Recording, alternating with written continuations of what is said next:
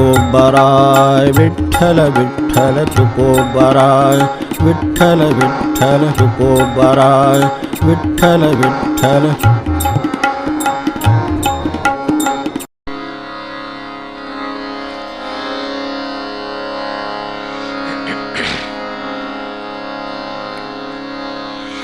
तुकोबाराय विठ्ठल विठ्ठल तुकोबाराय विठ्ठल विठ्ठल तुकोबाराय विठ्ठल विठ्ठल तुकोबाराय विठ्ठल विठ्ठल तुकोबाराय विठ्ठल विठ्ठल तुकोबाराय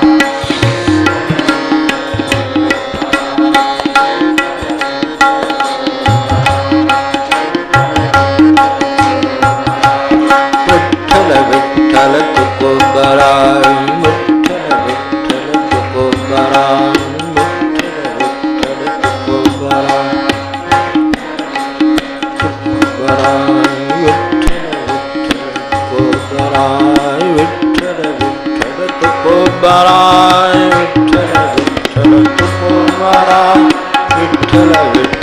तुकोबाराय विठ्ठल विठ्ठल तुकोबाराय विठ्ठल विठ्ठल तुकोबाराय विठ्ठल विठ्ठल तुकोबाराय विठ्ठल विठ्ठल तुकोबाराय विठ्ठल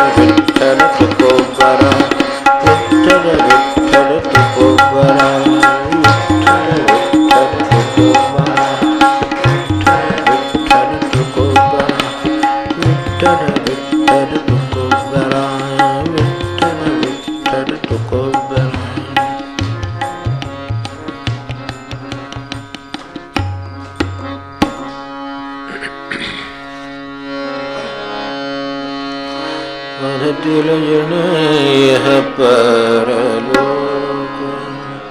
साधतील येणे परलोक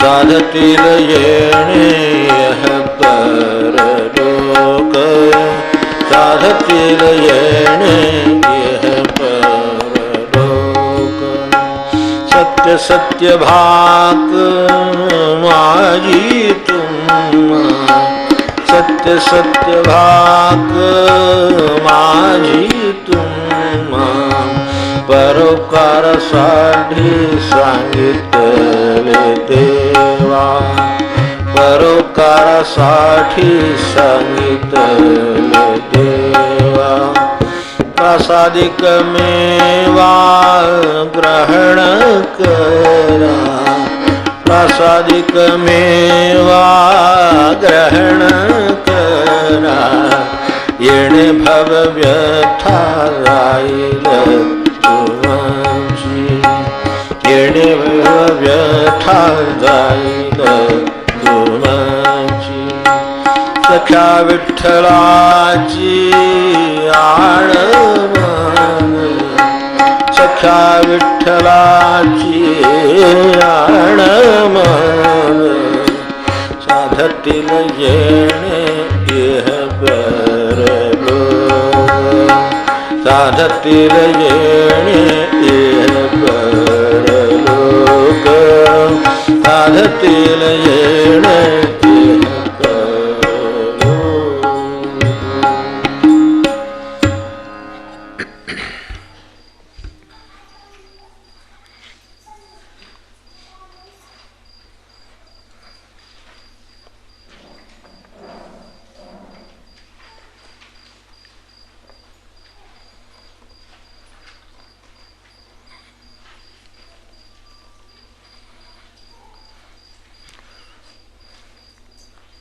आदर्श गोष्टी नेहमी मनासमोर असाव्यात.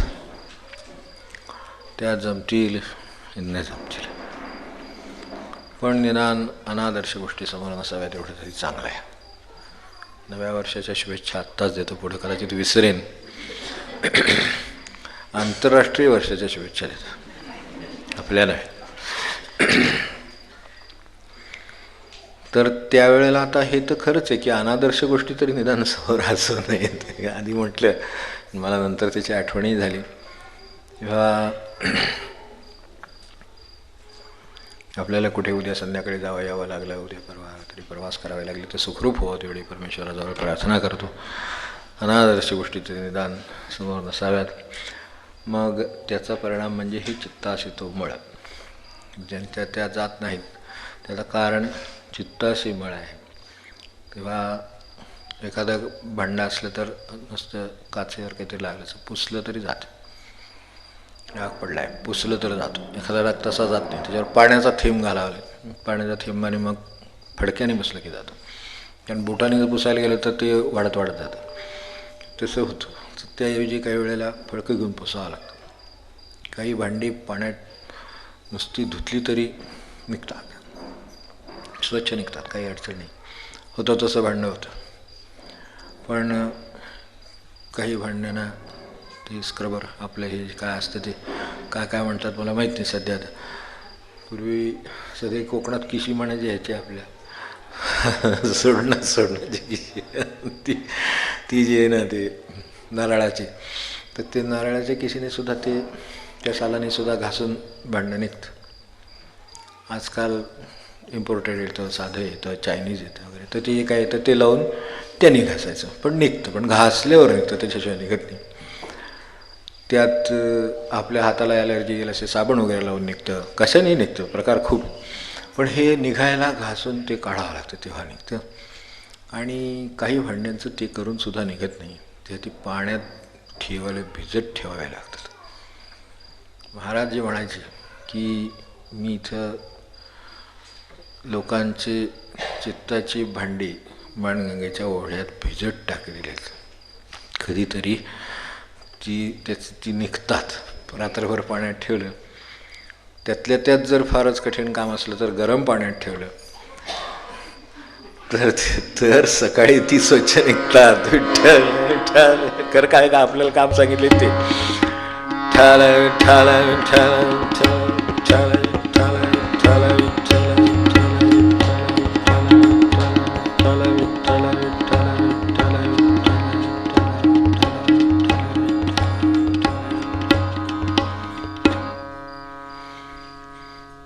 असं नामस्मरणात जर चित्त ठेवलं, भजनात चित्त ठेवलं, तर चित्तसुद्धा असं उमळून हळूहळू स्वच्छ होतं. कारण या आत्ताच्या दिवसभराचं काही सगळं घेऊन आलो आहे असं नाही, कालचं शिल्लक आहे, परवाचं शिल्लक आहे, अनेक वर्षांचं शिल्लक आहे, त्यामुळे चित्त मलिन होतं. तर ते निघण्याचे प्रकार किती होतात हे फक्त सारांशाने म्हणा आपण बघितलं तर जैसी गंगा वाहे तैसे त्याचे मन, भगवंत जाणं त्याचे जवळी. तेव्हा अशा स्वच्छ शुद्धात ज्याचं प्रतिबिंब पडतं तोच भगवंत आहे. त्याचं प्रतिबिंब सहज पडतं, म्हणजे त्याचे जे गुणधर्म दर्शन जे काय असतं ते आपल्याला आहे ह्या ठिकाणी होतं. आणि ते जैसी गंगा वाहे तैसे त्याचे मन, ज्याचे मन ते ज्याचं मन तसं आहे त्याच्या चित्ताच्या ठिकाणी भगवंताचं प्रतिबिंब पडतं. याचाच अर्थ तिथून सुद्धा आपण बघितलं असेल तर साधं सूर्याचं प्रतिबिंब जर एखाद्या काय साध्या पाण्याचं एक तळा आहे किंवा काय असेल तर त्याच्यात जरी पडलं असलं तरी तिथून सुद्धा प्रकाश बाहेर येतो. बघितलं असेल तर सूर्याकडे खरं तिथे प्रकाश आहे, पण त्याचं जे प्रतिबिंब इथं पडलं आहे तिथं सुद्धा पाणी प्रकाशित जे होतं ते वरच्याने होतंच, पण आतूनही प्रकाश येतो त्याच्यातून, त्या पडलेल्या प्रतिबिंबातून नुसत्या.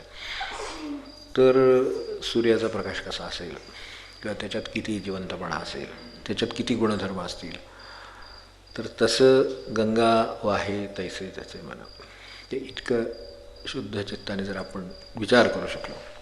हां, मी म्हटलं ना आदर्श गोष्टी समोर असाव्यात, असा एकदम विचार नाही करता येत. यशापयश मत्सर अमुक तमुक असंख्य गोष्टीने हे गढूळ झालेलं आहे.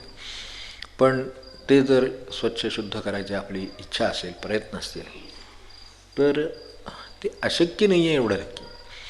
कारण त्यांचे जवळी देव भक्तिभावे उभा हा वर्षानुवर्ष आपण बघतोय उभा राहिलेला. तो काही उगाच उभा राहिलेला नाही. लोकांनी काही त्याला कथा जोडलेल्या नाहीत, त्यावेळेला ती वस्तुस्थिती होती. आता कथेच्या रूपाने सांगतात एवढंच. त्यावेळेची ती वस्तुस्थिती असते. आजही आहेत, हे सत्पुरुषांच्या काळात आहेत. तिथे त्या सगळ्या त्यावेळेला लक्षात न येणाऱ्या पण वस्तुस्थिती होत्या.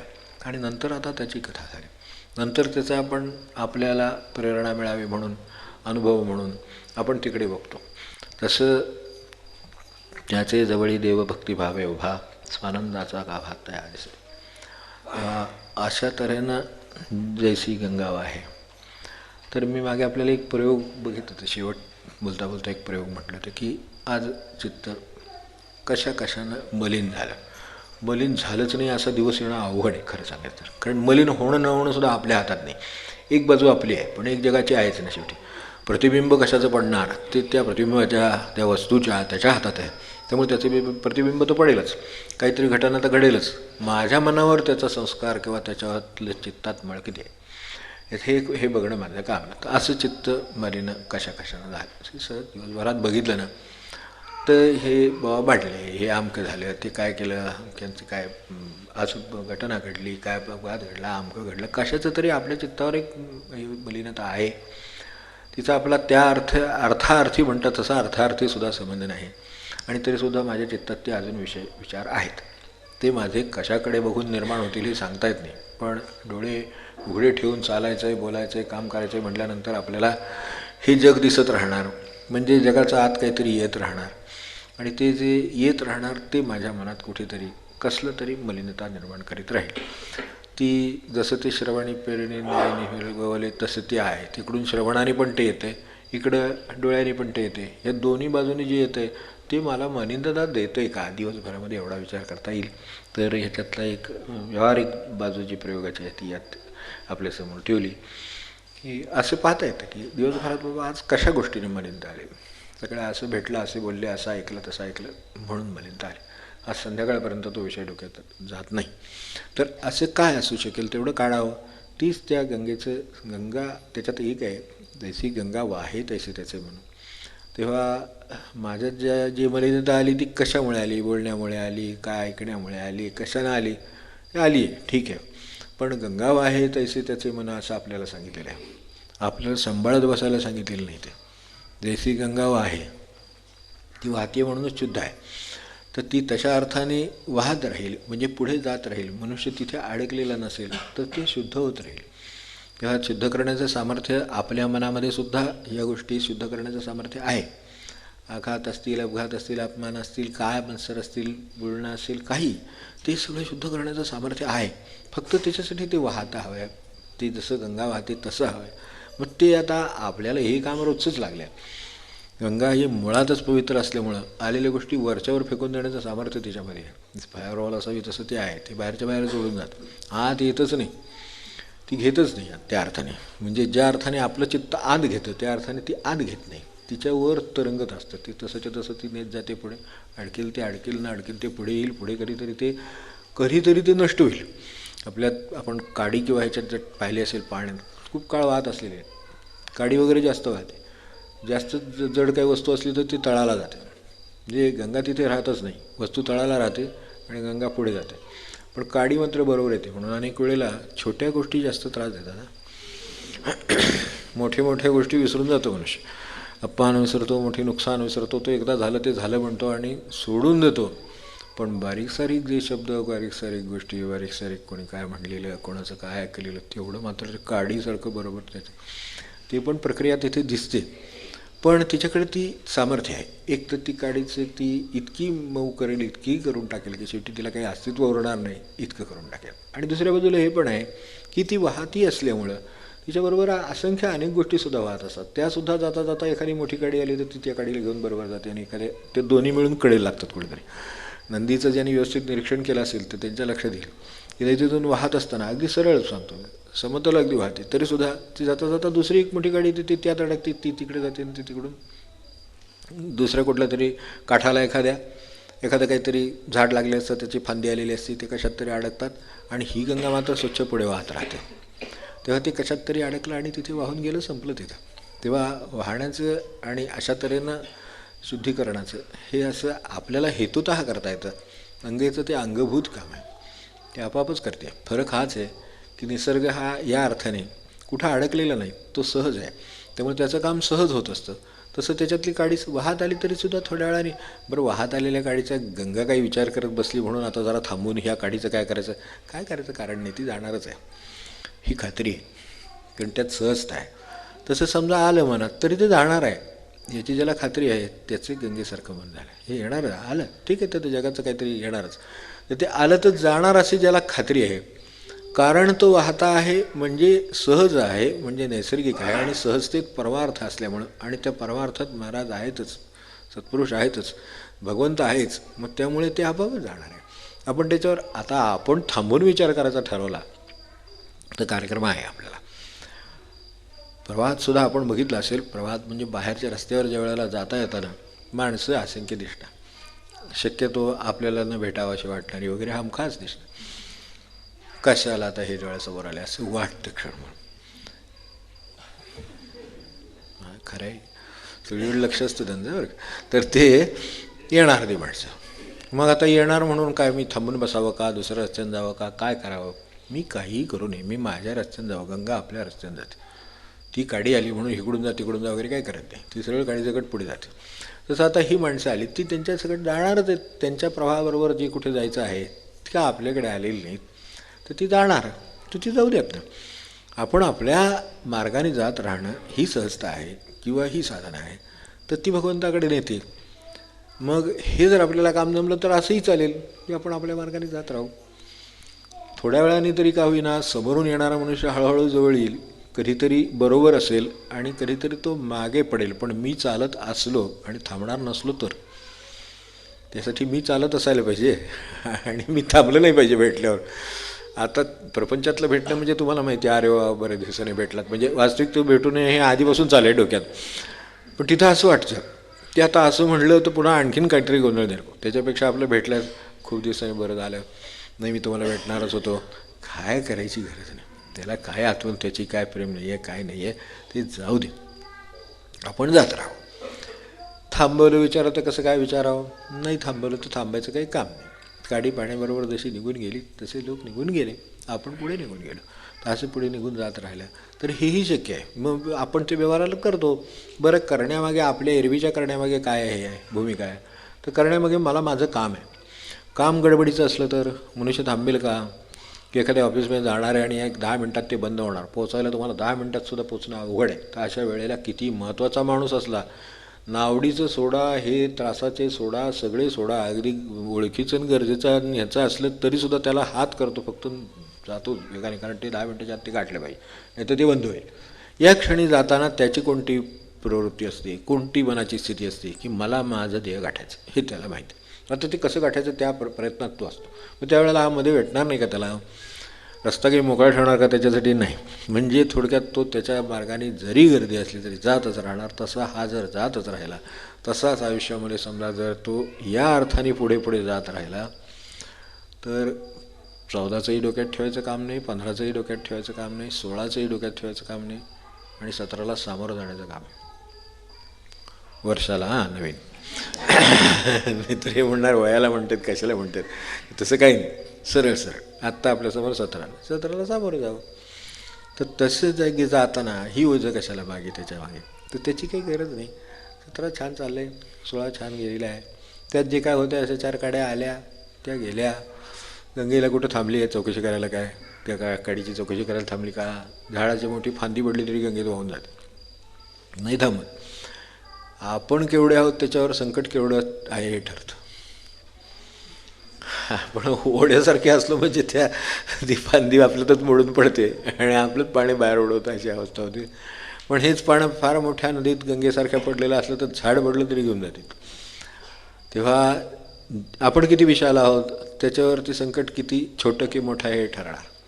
मग तसं आपणच जर विशाल आहोत, त्या ती काडी पडो, फांदी पडो, नाही तर झाड पडो, आहे ते घेऊन पुढं जाणार, थांबणार नाही तिथं. ते घेऊन जर पुढं जाणार असेल तर चित्ताला मलिनता यायचं काही कारण नाही. आहे इथलं पाणी तर मोकळंच आहे, ते पाणी ते झाडाला घेऊन जाण्याचं काही काम करते, काय फांदी आहे काय आहे ते, आणि ती पुढे कुठेतरी बाजूला जाणारच आहे. तेव्हा अशा तऱ्हेनं हे बाजूला जातच असते. फक्त एकदा ते पडलं की नाही की त्याचा पण सहवास लागतो. आणि सामान्य माणसाच्या मनाचा प्रश्न आहे, तिथं गंगेचा प्रश्न आहे. ते सहवासाने ती जावं असं वाटतं, राहावं असं वाटतं, इतकं काही वाईट नव्हतं असं वाटतं. काय वाटेल माणसाला काय कोणा ठेव, ती फांदी सोडत नाही. आता फांदी सोडत नाही, त्याला ते झाड काय करणार, फांदी काय करणार, पान काय करणार, काय नाही. आपण सरळ पुढे जात असावं. त्याचा योग आहे तेवढा काळ ते बरोबर येत राहील. नसेल ज्या वेळेला त्यावेळेला असंच कुठेतरी आडवत आलेलं झाड, पाण्यात तुम्ही बघितलं असेल तर झाडं जी काठाजवळची झाडं असतात ना, ती पाण्यात वाढतात अनेकदा, त्याच्या फांद्या पाण्यातून सहज जातात. तर ते आलं की ती फांदी असली काय, हे असलं काय, पान असलं काय, तिथे अडकतंच. तिथे अडकलं तर आपण अडकू नये फक्त, म्हणजे आपण आपला प्रवाह सुरू ठेव. आपलं काम काय, आपल्याला भगवंताकडे जायचं, आपल्याला महासागराकडे जायचं, ते काम ती विसरत नाही. ती महासागराकडे निघून जाते. ते मध्ये मग फांदी आली, मग त्यात ते अडकलं म्हणून मी सुटलो, म्हणून मी पकडलो, म्हणून मी थांबलो. ते जे काय झालं ते झालं. ते जसं येताना झालं तसं, जाताना झालं तसं. आता मी चाललो आहे तर पुढे चाललो आहे, आणि माझी दिशा कोणती आहे तर भगवंताची. त्या दिशेनं ती जात राहते. म्हणून जैसी गंगा आहे ती वाहते आहे. तसं त्या अर्थाने तो जो गुणधर्म आहे त्याच्यातला वाहण्याचा, तो गुणधर्म लक्षात ठेवला तर हे होईल. त्याचे जवळी देव भक्तिभावे उभा, स्वानंदाचा गाभा तया दिसे. तया दिसे रूप अंगुष्ठ प्रमाण, अनुभवी खूण जाणती हे. जाणती हे खूण स्वात्मा अनुभवी, तुका म्हणे पदवी ज्याची त्याला. हे मात्र कठीण आहे. अंगुष्ठ प्रमाण जे आहे तो तसा पारिभाषिक शब्द आहे. तो अनेक ठिकाणी अनेक बाबतीत वापरला गेला आहे. जे अंगठ्या एवढं अंगुली म्हणजे हे बोट आहे, तर अंग ते अंगुली आहे. जे तसं ते जे शास्त्रफोड करतं त्याची ती अशी फोड करतं. त्याला खरं सांगायचं तर याच्यातल्या आपल्या जे अंगुळ शब्द आहे, अंगठा शब्द आहे, नंतर बोट या अर्थाने अंगुली. पण ही जी अंगुली आहे ती अंगती, ती अंगुली आहे. ती अंगती म्हणजे काय तर पुढे जाणं, काही कामासाठी पुढे जाणं जे अंगुली, किंवा त्यांनी त्याची व्याख्या करून ठेवलेली आहे, विचार करून ठेवलेला आहे. आता ह्या अंगुली, ही अंगती ती अंगुली ती काय करते. अंगती म्हणजे क्रियेसाठी जी पुढे जाते. क्रियेसाठी आपल्या लक्षात आलं असेल तर ज्या सहज क्रिया आहेत किंवा उभं राहण्याची क्रिया आहे, हे थोडंसं आता तांत्रिक भागाला म्हणतो मागे मागे ठेवलात आणि तिथपर्यंत आलो म्हणून तर चटकन पुढे जाऊ. की आपण बघितलं असेल की पशु आणि मनुष्य यांच्यामध्ये जे सर्वात मोठं डिस्टिंक्टिव्ह फीचर जशी आहेत, काहीतरी फरक असलेली आणि उच्चतर असलेली, असे फरक असलेले मुद्दे काही आहेत. जसं पाठीचा कडा आहे की ज्याच्यावर मनुष्य उभा राहिला, त्यामुळं 4 पायांचा जे कार्यक्रम होता तो 2 पायावर आला, आणि त्या उरलेल्या 2 पायांचे 2 हात झाले. त्यामुळं आज हे सगळं शक्य आहे. हे जसं एक डिस्टिंक्टिव्ह फीचर आहे तसं आहे हे ह्याच्यामध्ये. जेव्हा पाय सगळे जमिनीवर टेकत होते तेव्हा तो पंजा होता. आता तिथं तसं ठेवलं नाही. पूर्ण वेगळ्या दिशेला हालचाल करू शकेल असा एक अंगठा त्याला दिला आहे. त्यामुळं क्रियेसाठी गमन करायचं आहे इथे असं म्हटलं. क्रियेसाठी पुढे जाणं आहे, क्रियेसाठी कामासाठी पुढे व्हायचं आहे.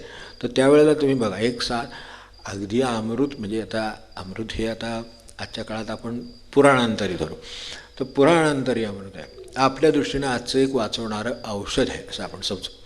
एखाद्या आजारापासून वाचवणारं औषध आहे, ते एखाद्या बाटलीमध्ये भरून ठेवलं, बरोबर. तर आता बाटलीचं भूस उघडायचं आहे, तर ह्यातली 4 बोटातली कुठली बोटं उपयोगी पडतात? यातलं एक कुठलंही उपयोगी पडत नाही. या कुठल्याही बोटाला शेवटी अंगठ्याचं सहाय्यच लागतं, तेव्हा बाटलीचं बच उघडेल. त्यामुळं ते जे काय ठेवलेलं आहे ते वेगळं ठेवलेलं आहे. क्रियेसाठी गमन करायला मनुष्याने त्याच्यावर लिहिलं असतं अनक्रिव दिस वे, ते लिहिलं असतं ना ते वर, की कुठल्या बाजून उघडायचं हे जर कळत नसेल आपल्याला, म्हणजे कळतं पण तरी पण त्यांचे काही सिस्टीम वेगळी असली तर, म्हणून त्यांनी बाण काढलेला असतो अनस्क्रिव धिस वे. मग अनस्क्रिव धिस वे म्हटल्यावर आपली ही 2 बोटांनी काही 3 बोटांनी असं काही करता येतं नाही करता. जर आपण सहजपणे ती क्रिया घडते, सहजपणे हा आणि हे असं जातं आणि ते फिरवतं. मग ते अनस्क्रिव दे म्हटलं, ते अनस्क्रिव होते.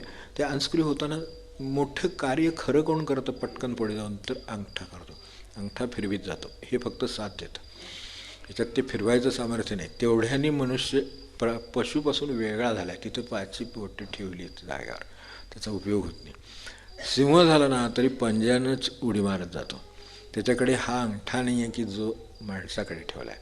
तेव्हा माणसाच्या ठिकाणी पशुपासून वेगळं देवत्वाचं किंवा कार्याच्या दृष्टीनं गरजेचं असलेलं जर महत्त्वाचं लक्षण असेल तर अंगुष्ठ आहे. तर ते जे आहे म्हणून त्याला भेटेल तो देव हा एक प्रकारचा देवच आहे. आपल्याकडे अनेक वेळेला बघितलं असेल की समजा ही आपल्या व्यवहारामध्ये ह्यांच्यासारख्यांचं तर आपल्याला माहिती आहे, द्रोणाचार्याने त्या एकलव्याकडं काय मागितलं शेवटी त्याच्याकडं, तो अर्जुनाला वरचढ होईल हे लक्षात आल्याबरोबर अर्जुनाच्या प्रेमापोटी म्हणा काय त्यांच्या म्हणजे अर्थस्य पुरुषोदाशा तसं ते तशापोटी म्हणा त्याच्याकडं अंगठा मागितला. कारण आता बाण सोडण्याची जी क्रिया आहे म्हणजे लक्षाचा वेध घेण्यासाठी सुद्धा अंगठाच लागतो. त्या अंगुष्ठप्रमाणे हे काय होणार आहे, तर अंगुष्ठच मुळात वेगळं आहे, त्या अंगठा वेगळाच आहे म्हणून त्याची ही सगळी वेगवेगळ्या गोष्टी घ्याव्या लागतात की पशुपासून वेगळा, पंजापासून वेगळा, कामासाठी वेगळा, वेगळ्या दिशेनं फिरायला वेगळा, हा सगळा आहे जो कोणी साधी 4 बोटं मोजताना सुद्धा काही मोजायचं झालं ते म्हणजे 1 2 3 4 करतो. हे बाकीच्या बोटानं करून दाखवा म्हणत नाही मी, पण करून बघा काय होतं ते. तसं नाही होत ते ह्यानंच सोपं पडतं. काय तुम्ही इकडून तिकडे करा नाही तर इकडून तिकडे करा, पण फिरणारा वेगळ्या दिशेचा तोच आहे. त्यामुळं मनुष्याला प्राण्याच्या दिशेपासून वेगळ्या दिशेला फिरवू शकणारा, व्यवहाराला वेगळ्या दिशेनं उपयुक्त ठरणारा, त्याच्यापासून आपलं वेगळेपण सिद्ध करणारा, तर हे जे काही असेल तर हा असा एक अंगठाच असा आहे.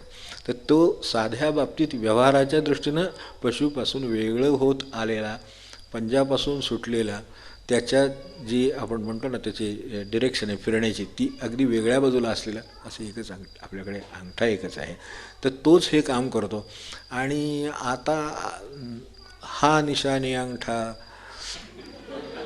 यांचा असे असं आम्ही 100 वर्षापूर्वी काय 500 वर्षापूर्वीसुद्धा म्हणत होतो आणि तेवढ्यावरच काम होत होतं. आणि आता अलीकडे हे काही न म्हणतासुद्धा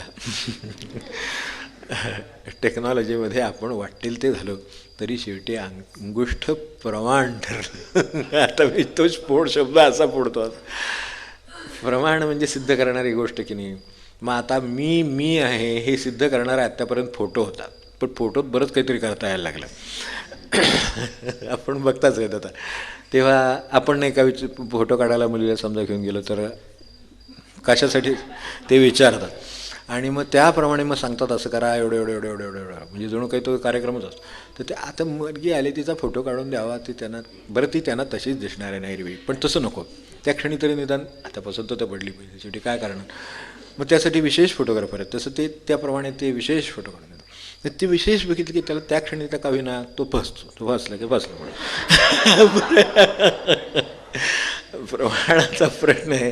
तर आज मी आहे ह्याला फोटो उपयोगी पडत नाही. तर पूर्वी फोटो लावला की झालं कायम झाली ही गोष्ट. यानंच स्वतः ही सही केली.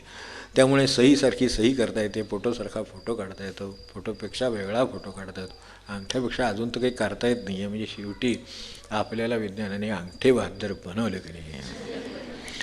ज्यांनी एवढ्या सगळ्या संस्कृतीशी एवढा विरोध घेतलेला आहे, वैर घेतात तसं संस्कृतीशी वैर घेतलेलं आहे या सगळ्यांनी, पण त्यांना शेवटी अंगठे बहाद्दरच व्हावं लागले. आणि तेवढ्यावर सुद्धा भागेल की नाही आता कोण वाटतो तेही प्रश्न आहेच. पण निदान आज तरी तुमचे आयडेंटिफिकेशन हे तुमचा अंगठा झालेलं आहे. एक वेळ फोटो नाही, एक वेळ सही नाही, एक वेळ नाव नाही, एक वेळ पत्ता नाही. आपल्याकडे काय आहे सांगा, काय आपले स्वातंत्र्य अस्तित्वाच्या पुरावा म्हणून काय आहे तर अंगुष्ठ. जे प्रमाण कशाला म्हणायचं की 2 प्रकारे इथे प्रमाण आहे.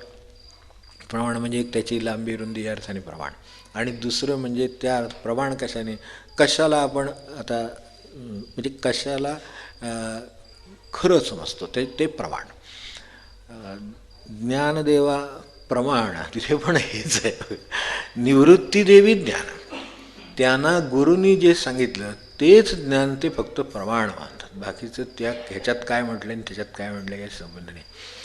किती सोप्या शब्दात गुरुवरची निष्ठा व्यक्त झाली की ज्ञानदेवा प्रमाण निवृत्ती देवी ज्ञान. म्हणजे त्यांच्या दृष्टीनं सत्य किंवा खरं याचं प्रमाण काय तर निवृत्ती देवी ज्ञान. बाकी मला काही येत नाही, मला काय माहीत नाही, करून घेण्याची गरज.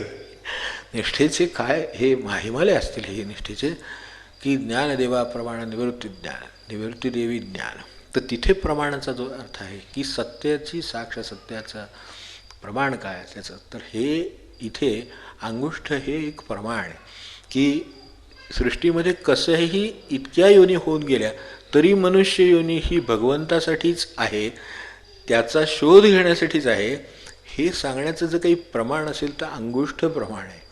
कारण तेवढंच एक वेगळं आहे आणि ते इतर ठिकाणी नाही. या अर्थाने अंगुष्ठ हे प्रमाण आहे. आणि दुसरं म्हणजे आपल्याला म्हटलं तसं हे प्रमाण तर अंगुष्ठ आता प्रमाण म्हणजे त्याची लांबी रुंदी या अर्थ आपण विचारतो ना किती प्रमाणात घेऊ एखादी वस्तू, म्हणजे बाबा ह्याच्यात दसपट घे दुप्पट घे काय असेल ते, काय भात शिजवायचं आहे तर जेवढ्या पाण्यात ते कुकरमध्ये काय भात घातले ना तेवढ्याच प्रमाणात पाणी घाल, जे भात फडफडीत होतो असो. तर ते जे काय असेल ना त्याच्यापेक्षा 1.25 पट घेतलं म्हणजे भात जरा मग होतो असं काहीतरी.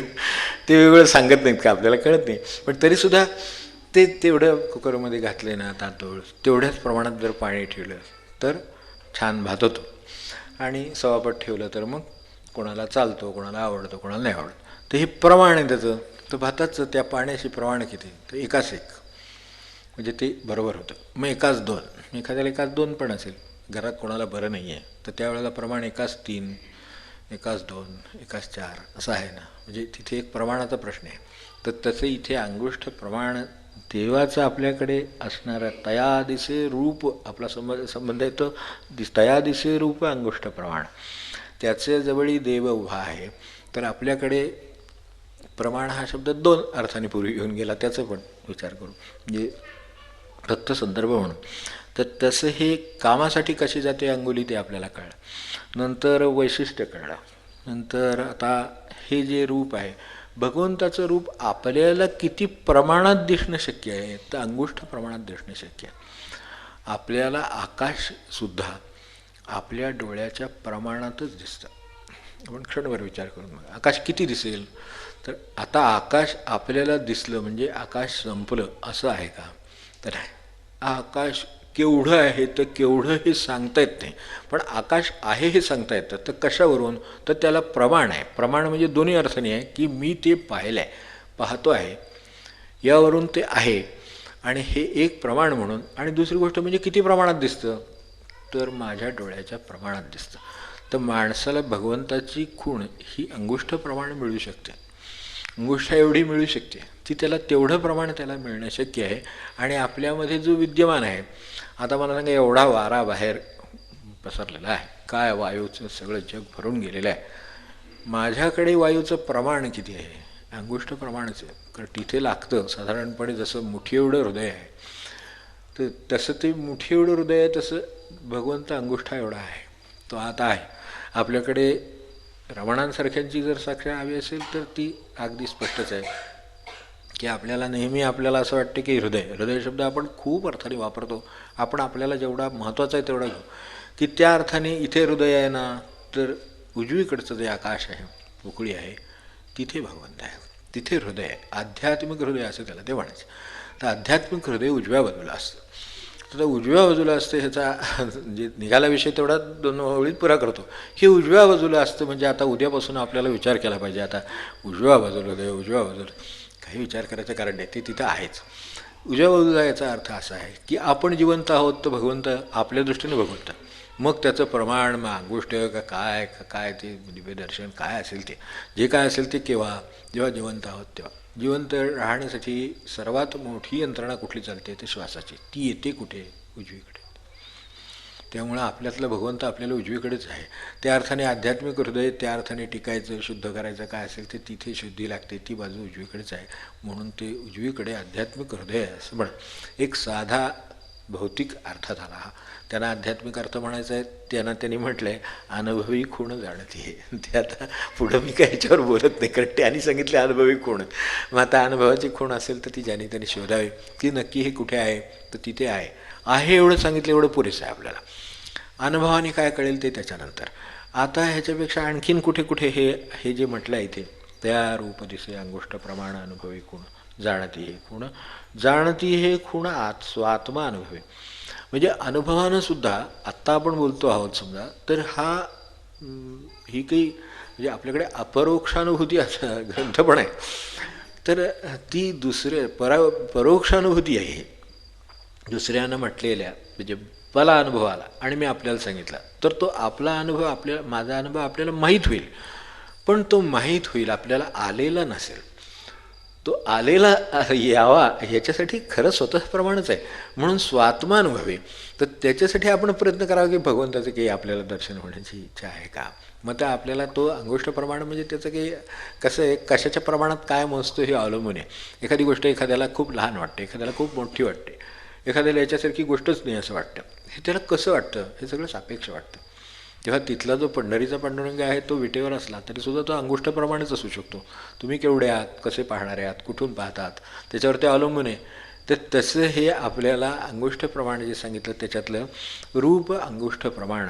तर ज्या वेळेला ज्या ज्या लोकांना जसं आपल्याकडे आता त्या योगाच्या मार्गात आपण पडायचं नका नासागर दृष्टी वगैरे, पण ज्यांनी तो प्रयोग केलेला आहे त्यांना तिथे जी ज्योत किंवा ज्या अर्थाचा अनुभव येतो तो अंगुष्ठावेळी तुम्ही बघितलं असेल तर आपल्या आता दिवाळीला पणत्या वगैरे लावतो आपण, तर ते त्याचा आकार ते उगाच काय आता काही निघतं म्हणजे एवढी पणतीसुद्धा नाही. म्हणजे आपण हे नाही का काढत काय अलीकडे कसली रांगोळी म्हणतात ती केवढी असू शकते. तर खरं रांगोळी आपल्याला केवढी आहे ती मूळ माहितीच आहे. ती जी मोठी काढणी ही कलाकारांचा प्रश्न आहे, पण इथे आध्यात्मिक अनुभवाचा प्रश्न आहे. तर या ठिकाणी आता आपल्याला जे जे त्यांना आता नेहमीची दिवाळीची आपली मातीची पणती का, तर त्या मातीच्या पणतीत लावलेल्या ज्योती जेवढी केवढी ज्योत दिसते अंगुष्ठ प्रमाण, तर तेवढंच आहे ते. तर भगवंताचा आणि बाहेर आता जे सांगत होतं ते वाक्य पुरं करतो. मागाशी एक बोलत होतो की बाहेर एवढा वायू भरलेला आहे, वायू भरला नाही अशी जागा नाही. आपल्याला निर्वात प्रदेश हे निर्माण करावे लागतात मुद्दाम, आणि ते टिकत नाहीत कारण फुटतात, काचा वगैरे फुटतात. जर निर्वात करायला गेलं तर काच फुटते. तर त्या अर्थाने आणि निर्वात झाल्यावर आपोआप फुटतच आहे शेवटी, काय राहतं फुटतं शेवटी. त्यामुळे तो आहे तोपर्यंत हे आहे. मग आता बाहेर ते जे आहे त्याचा मला अनुभव किती आहे, तर अंगुष्ठ प्रमाणच आहे. बाहेर वारा केवढा आहे, अंगुष्ठा एवढा आहे का, नाही. किती पट आहे हे सांगता येत नाही, किती त्याचं माप सांगता येत नाही, पण त्याचा मला अनुभव सांगता येतो. त्या वाऱ्याचा मला अनुभव आहे की नाही, बाहेरच्या वायूचा मला अनुभव आहे की नाही, तर आहे. तो आहे म्हणून मी बोलतो आहे. या क्षणी श्वासोच्छ्वास चालू आहे म्हणून आपण बोलतो, आपण ऐकतो, सगळं करतो ना. मग ते त्या वायूवर अवलंबून आहे. त्या वायूशी म्हणजे मला अनुभव नाही म्हणा तर मला अनुभव आहे, पण मला या वायूचा अनुभव आहे का, तर नाही. मला केवढा अनुभव आहे, तर माझ्यात आत येणारा जाणारा जो वायू आहे तेवढ्याचा अनुभव आहे हे नक्की. मग तो केवढा आहे, नाकसुद्धा अंगुष्ठा एवढंच आहे साधारण, तर ते त्या प्रमाणातच आहे. तेव्हा मला अंगुष्ठ प्रमाण अनुभव आहे. हा भगवंत सगळं जग व्यापून उरला आहे, वायू सगळी सृष्टी व्यापून उरला आहे, माझ्यात तो आहे हे नक्की. फक्त तो अंगुष्ठ प्रमाण आहे असं त्यांना म्हणायचं आहे. आपण लक्षात घ्यावं की आपलं त्याच्याकडे लक्ष असेल तर आपल्यामध्ये भगवंत हा या वायूच्या रूपाने या अर्थाने आपल्याकडे जो आत म्हणजे त्याला जो प्रभंजन वायू वगैरे म्हटले, त्या तांत्रिकदृष्ट्या म्हटले, तर ते जे आत्माराम आहे त्याची सेवा करून जातो. तो तुम्ही काय मानतात, आत भगवंत आहे स्वा, त्याला नाव काय द्या, गोपाळकृष्ण द्या, राम द्या, काय द्यायचं ते द्या, त्याची सेवा करून जातो म्हणून तो आपण आहो, नाही तर काय राहू. म्हणजे आपल्या अस्तित्वाला प्रमाण काय आहे, तर हे जिवंत आहे. जिवंत कशावर आहे, तर वायूवर आहे. वायू केवढा आहे मिळतो आपल्याला, अंगुष्ठ प्रमाण. आपण उगाच जास्त आता चांगली वस्तू आहे त्याच्यावर आपण जगतो म्हणून एवढा वायू काही आपल्याला घेता येत नाही. म्हणजे भगवंतसुद्धा आपल्यामध्ये अंगुष्ठ प्रमाणच राहतो.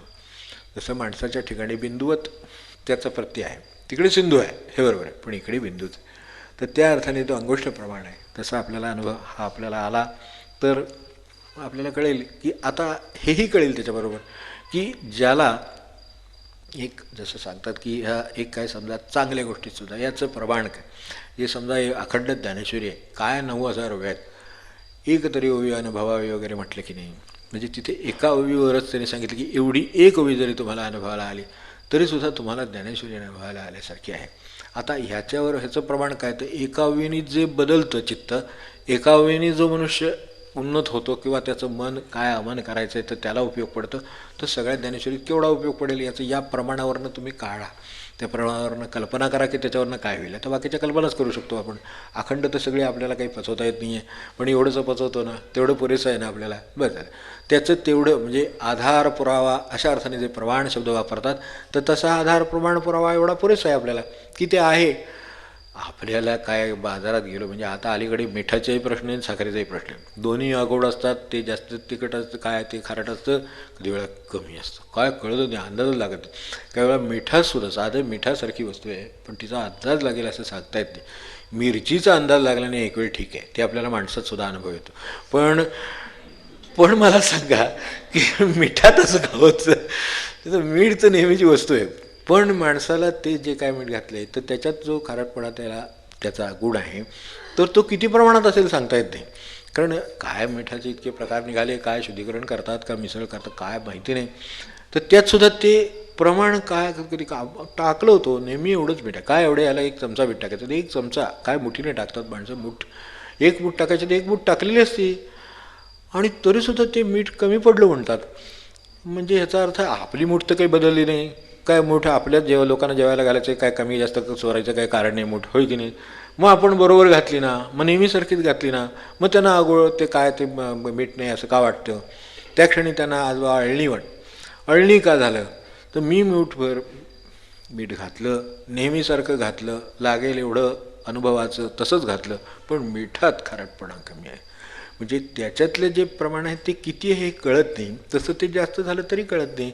अशा अर्थाने आपण ज्या वेळेला हे सगळं अनुभवाचा प्रश्न येतो प्रमाण आधार काय, तर आपल्याला जेवढा अंगुष्ठ मात्र आधार मिळालेली तेवढा पुरेस आहे. ते डोळ्याने दिसलं ते खरं असतंच असं नाही. मीठ आता मुठीत आहे तर मुठी एवढं आहे, तर मुठी एवढं आहे म्हणजे ते तेवढं पुरतं हे आपल्याला माहिती आहे. तर एवढं पुरतं दिसतं आपल्याला समोर घातलेलं, कोणी चमच्यानं घालेल समजा तर त्याला चमचा एवढंच, पण त्याचं प्रमाण शेवटी अनुभवायला काय येतं तर ते अळणी आहे. म्हणजे याचा अर्थ मिठातली जे काही खारटपणा आहे तो तेवढा त्यात नाही आहे मुळात. काही प्रक्रियेनं केलं असेल तसं वेगळं केलेलं असतं आणि काही वेळेला नेहमीसारखं घालावं तर काय खारट केलं म्हणतात. म्हणजे किती प्रमाण पुढे गेलं असेल 10%, पण ते त्यात खारटपणात प्रमाणात फरक आहे म्हणून ते तसं आहे. तर हे जसं प्रमाण म्हणून आधार म्हणून आता बाजारात गेलं तर मनुष्य त्या ह्याच्यातलं आता समजा आपल्याला कल्पना करा की साखर आहे मीठ आहे या वस्तू आहेत, बाजारात घ्या तर साखर आहे तर साखरेतसुद्धा कमी जास्त गोडी असते आपल्याला माहिती.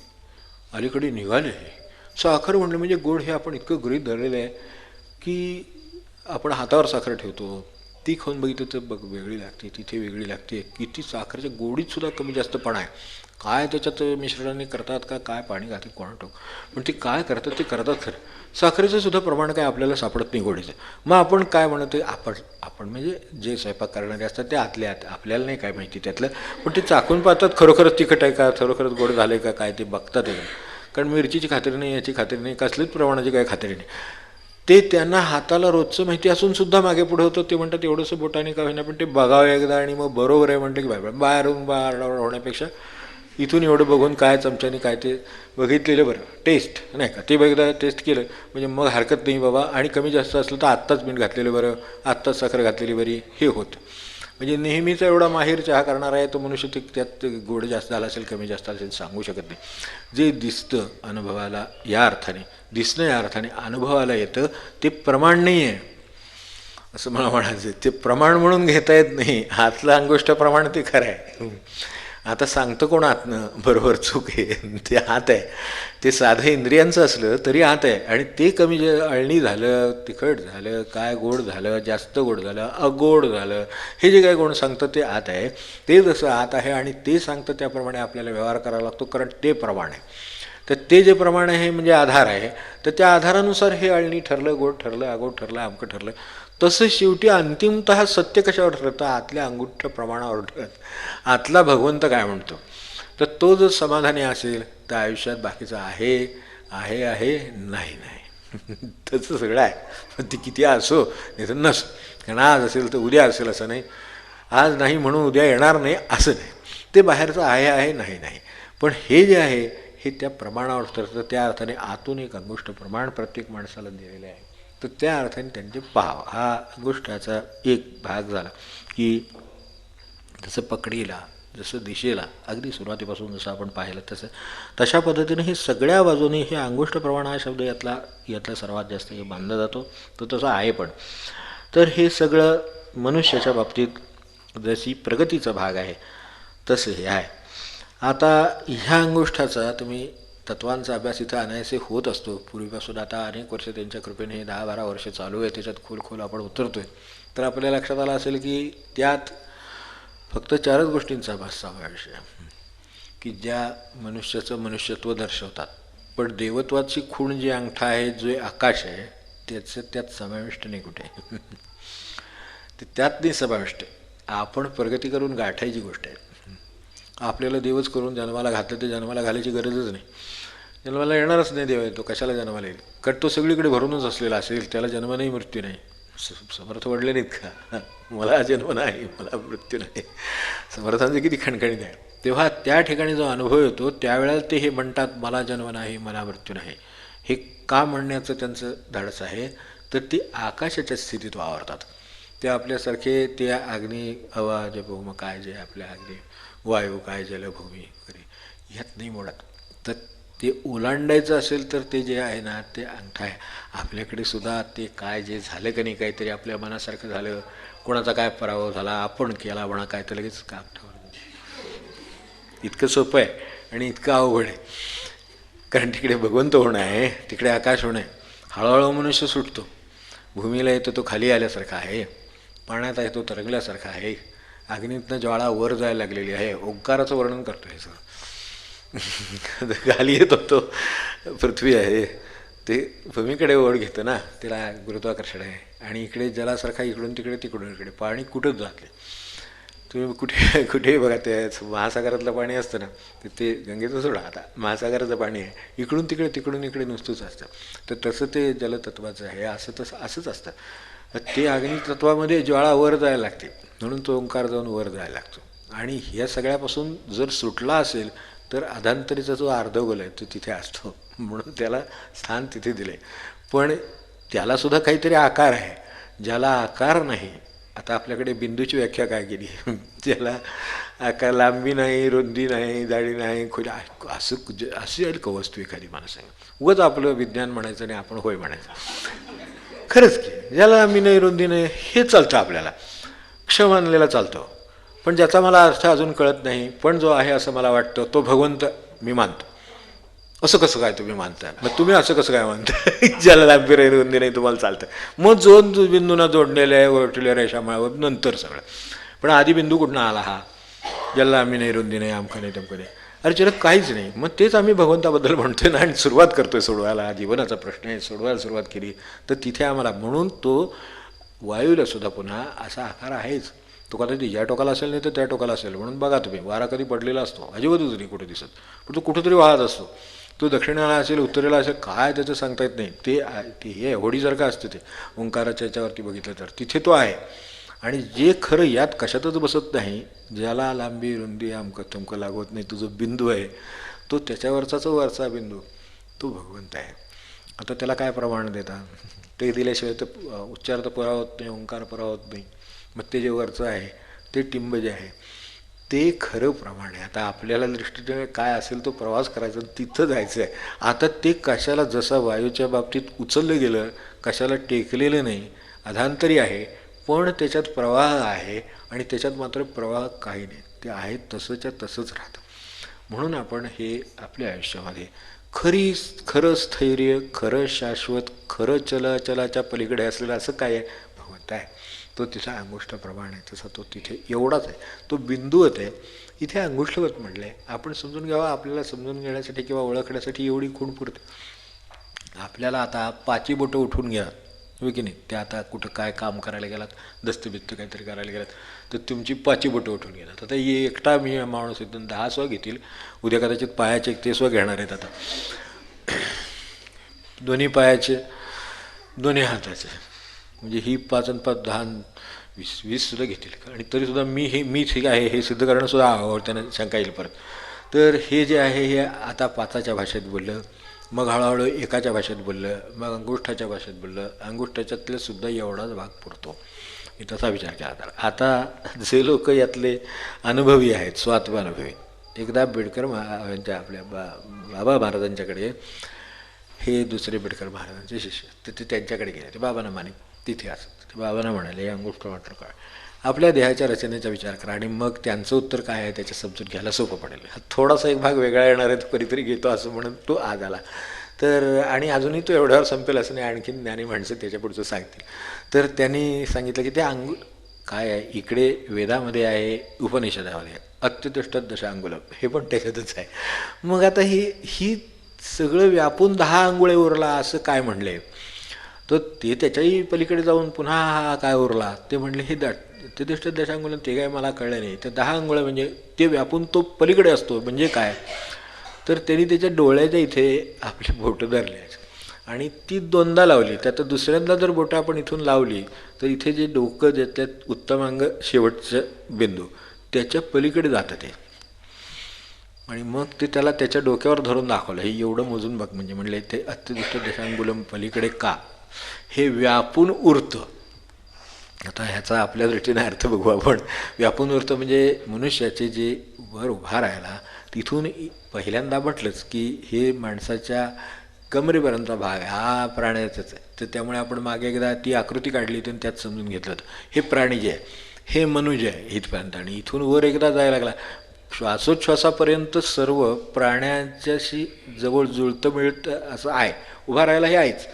पण प्राण्यांशी मिळतं जुळतं काय आहे, तर शेवटचं मिळतं जुळतं म्हणजे हे श्वासाचं आहे. डोळे ते बघत नाहीत असं नाही, त्यांनाही डोळे आहेत, तेही मान्य आहे. म्हणजे तिथेपर्यंत जास्तीत जास्त कुठेपर्यंत जाईल, तिथेपर्यंत जाईल.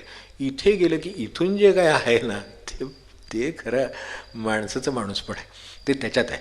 आणि त्याच्यात सगळ्याच प्रॉबॅबिलिटीज ज्या सिद्धांत ज्यांना माहिती आहे, ते प्रॉबॅबिलिटीमध्ये तिथली कुठलीही प्रॉबॅबिलिटी त्याच्यात आहे. तो दानव होतो तो इथून होतो, क्रिया कुठूनही होतील, पण दानव होतो तो इथूनच होतं. मानव म्हणून राहतो, वागतो, माणूस की सगळं ते इथेच, आणि देवत्वही इथंच. आणि देवत्वही इथं नाही आहे हे दाखवण्यासाठी अंगुष्ठ प्रमाण आहे, कारण इथं तुम्ही देवत्व दाखवलं तरी देवत्व हे व्यापून उरलेलं आहे. तसा माझ्यात असलेला श्वास एवढाच आहे, पण तो व्यापून बाहेर केवढा तरी श्वास उरलेला आहे. तसा विश्वातला श्वास पाही शोधून कोणता तो.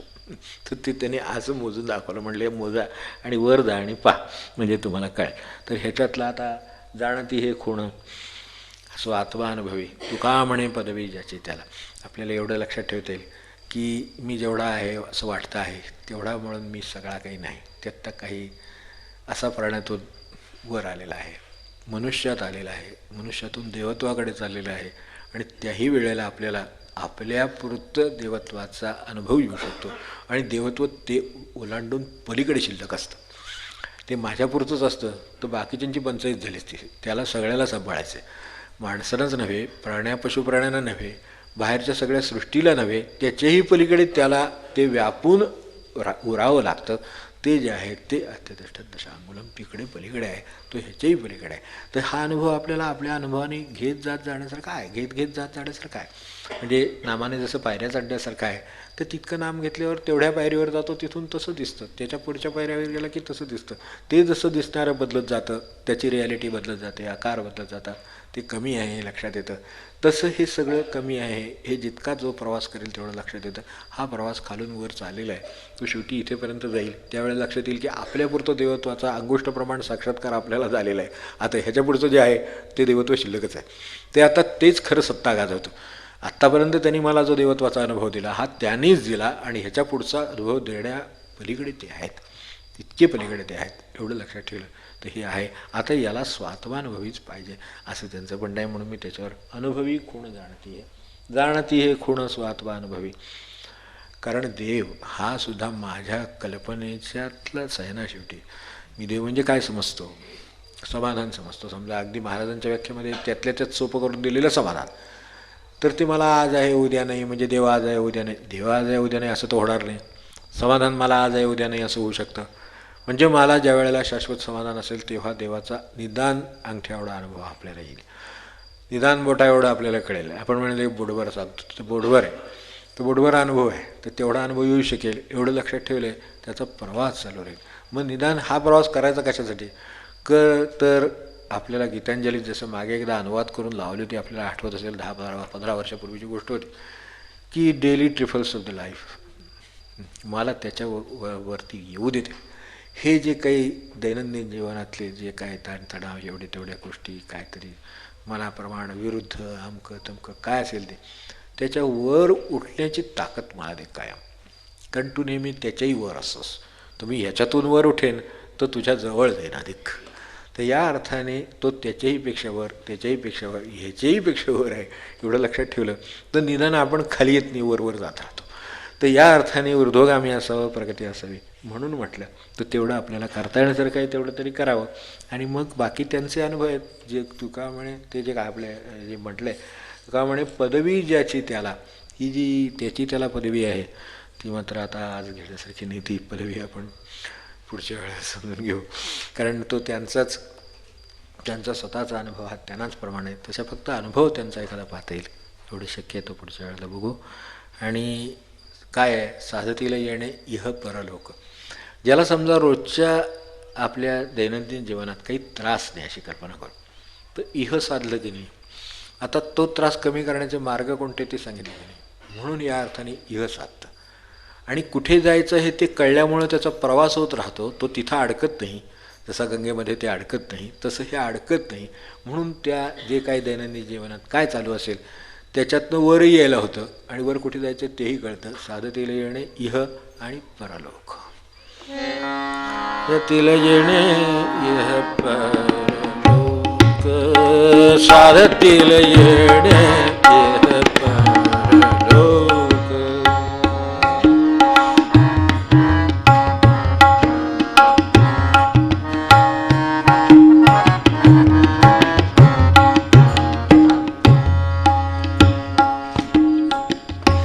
कोबराय विठ्ठल विठ्ठल तुकोबराय, विठ्ठल विठ्ठल तुकोबराय, विठ्ठल विठ्ठल तुकोबराय, विठ्ठल विठ्ठल तुकोबराय, विठ्ठल विठ्ठल तुकोबराय,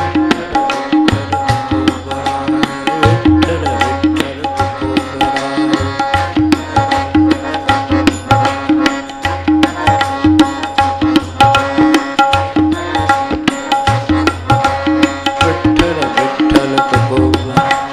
विठ्ठल विठ्ठल तुकोबराय, विठ्ठल विठ्ठल तुकोबराय, विठ्ठल विठ्ठल तुकोबराय, विठ्ठल विठ्ठल तुकोबराय, विठ्ठल विठ्ठल तुकोबराय, विठ्ठल विठ्ठल तुकोबराय, विठ्ठल विठ्ठल तुकोबराय, विठ्ठल विठ्ठल तुकोबराय, विठ्ठल विठ्ठल तुकोबराय, विठ्ठल विठ्ठल तुकोबराय, विठ्ठल विठ्ठल तुकोबराय.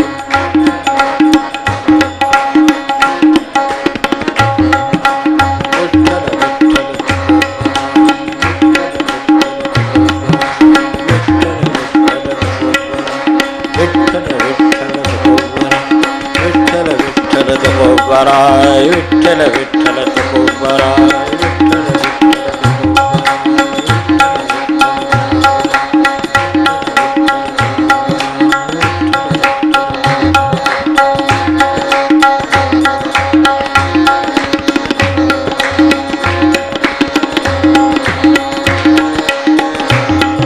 विठ्ठल विठ्ठल तुकोबराय, विठ्ठल विठ्ठल तुकोबराय, विठ्ठल विठ्ठल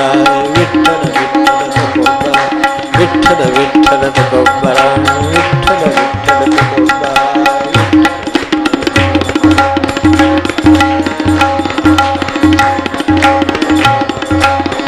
विठ्ठल विठ्ठल तुकोबराय, विठ्ठल विठ्ठल तुकोबराय, विठ्ठल विठ्ठल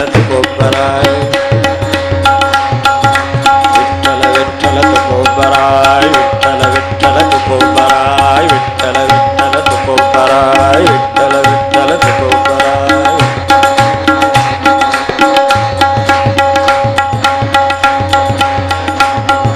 विठ्ठल विठ्ठल तुकोबराय, विठ्ठल विठ्ठल तुकोबराय, विठ्ठल विठ्ठल तुकोबराय, विठ्ठल विठ्ठल तुकोबराय.